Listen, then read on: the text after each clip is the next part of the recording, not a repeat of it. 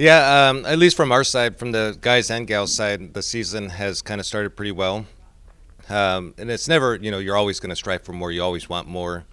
You're looking at the big picture while still kind of looking at the small steps throughout the season. So things are lining up really well. And of course, to come back here and kind of defend the title is a great opportunity for us. We love it. It's a great event. It's geographically it's close to us, and it's a meet that's always been special. So we're grateful to be here. Yeah, I can really echo what Coach said. Certainly excited to be back and defend our title, our first one ever. It was certainly exciting a year ago. But like every year, you bring a little different group, and you have some gals that are getting experience for the first time, which is super exciting for them. And then we've got some gals that have been here 4 or 5 years and are every bit as excited to be here this year as they have been in the previous years. It's just simply one of the best track meets in the world, certainly in the country. And for us, I use it as a chance to talk about just competing. We spend all year chasing times and chasing marks to qualify for the NCAAs. This is kind of our lead into the conference and the regional and the NCAA championships, where it's really about place. Place is the most important thing, or there's significantly more places that move on and advance than it is on time. So this, particularly the relays, allow us to just focus on competing and trying to beat people and get as many points as we can in those scoring relays. And then in the other events, again, it's still we focus on beating people, and that's the primary focus. When you come to a meet like this. Kyle, in terms of, obviously I know how special it was for you and the group last year, but I'd be really interested to know, like, when the group got back to Salt Lake City, and then obviously just, or even on the travel back, like just how much it resonated with your scholar athletes. So many of that group, and obviously like you said, that are still coming back this year, have accomplished so many incredible things in your program individually, but to be part of that first collective honor for the program, like just how did you feel like it really sunk in with them and resonated with them? Well, first, anytime we come to Drake, we're in the middle of finals, so I think they had to get home, and we're happy to be in finals now and not at the conference meet or it's going to hit everybody at some point. But I think it took a few days for a few of them to really wow, that was just just go back and look at the history of the relays and talk about it and let it sink in, and then come in Monday or Tuesday after their finals were done and like, Coach, we did something kind of special. Like, yes, you did. So it's something that sometimes for some kids it takes a minute to reflect, because, and as we were on a little bit of a timetable to get out of here last year, so there was really not a lot of celebration after getting off the victory stand. It was pack up and get to the airport and get home and catch our flight. But yeah, they understand, and I think the main reason they understand and the importance of it is because the groups that have come before them have really made this a special place and a special event, and they pass that down to each other, and it's become a tradition in our program. And Justin, if I could ask, obviously you've had such an incredible impact in the sport, no matter where you've been, but obviously since it was still kind of in the the early stages of wanting to make that footprint at Nebraska, like how profound was that experience for the student athletes, not only for this weekend, but then obviously carrying them to Big Tens and beyond last year? Yeah, for me, it's always about the team. We obviously compete throughout the season, and we have a lot of individual results. A lot of times at track meets, when you come back, you often get asked, well, who won and what team won? And it's like, well, there's really not a lot of meets. There's not a defined team winner. It's, hey, this individual did this, so on and so forth. But when you come to an event like this, when it's actually a team collective, individual results coming together as a team for the victory, to me that's really important, and that's really our entire philosophy within the program is, yeah, track and field is a lot of individual results, but they are results that impact the overall team.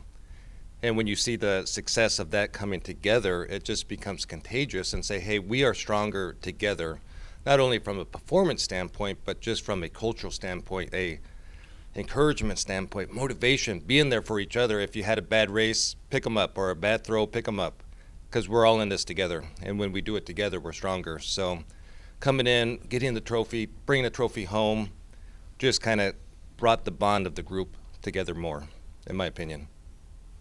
I got a question for Justin. What was the decision behind redshirting Till for the outdoor season? Well, that was not the easiest decision. There's always things when you are trying to look at the future of the big picture of certain things, and you have to make decisions on how does this impact us right now, and how is this going to potentially impact us down the road. Next year, we're making a big transition into our conference is expanding, so we have more teams coming into the conference, and we have several athletes that are redshirting this year that are pretty impactful.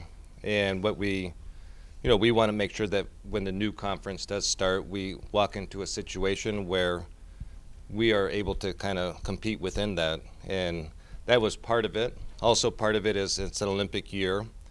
And coming for Till, the transition from the indoor season to starting the outdoor season straight away with a multi, where there hasn't been an opportunity to do a lot of the training, say like in a javelin or the discus, because the indoor season, there's a lot of focus on other factors. So those were all the there's a lot of pieces that go with it, and he's in a very difficult major. He's an architecture major, he's a 4.0 student, and he's carrying a lot of credits, and he's at a stage right now with those credits where it's very demanding.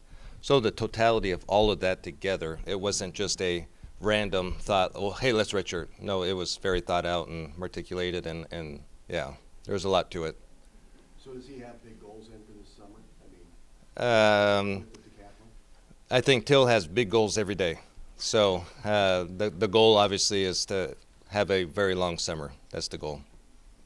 Yep. Justin, to follow up on that, and then Kyle asked the same thing. Both of you have just had an incredible ability to not only identify but then incorporate so many amazing international scholar athletes into your programs. And so in years like an Olympic year or a World Championship year, just that balancing act, because obviously they want to be part of the program so bad, but obviously both of you also have a very clear understanding of it's a long summer, and wanting to make them healthy and available. Like just in terms of the communication and the conversation with them, and then just how you guys kind of navigate the schedules. Obviously, you had to make some decisions with Axelina and with Till and so many others. So can you just kind of talk about like just like what that balancing act is like for you guys?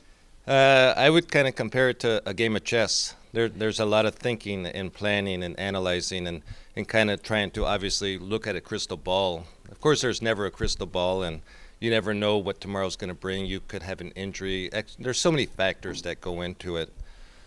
But say like somebody like Axelina, we were sitting in Budapest last summer, and we were sitting down and we were planning, what does this look like moving forward next year?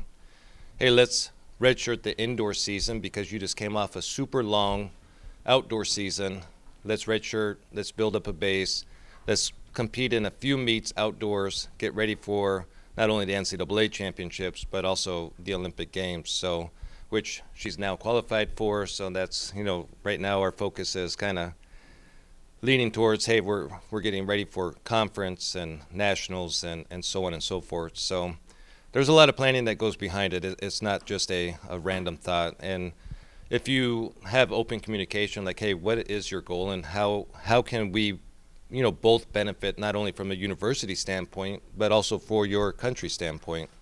And naturally, I think the interest is, hey, I want to go represent my country at World Champs or at the Olympic Games. But at the same token, we are, kind of providing these opportunities. So we also need you to make a commitment to us. So it's a two-way street. It's not just, hey, we're just doing this or just doing that. So there's a lot of parts that go with it. Yeah, I think that last part's really important if you're going to have international athletes, because they do have their own goals. I've had at least one international athlete on every team I've coached collegiately at UNI and now at Utah. I mean, it's really interesting. We have one current and at least two former, maybe three former student athletes that just went through our program that are all trying to make their Olympic teams. I mean, that you're usually talking about that with our gymnastics or skiing teams, not track and field at Utah. So we've taken them in. I think the other thing too is with the international athletes, a lot of them have experience with their country's name across their chest, whether it be an under 20 world championships or a Commonwealth or whatever the situation might be. They have that championship experience that they can bring here.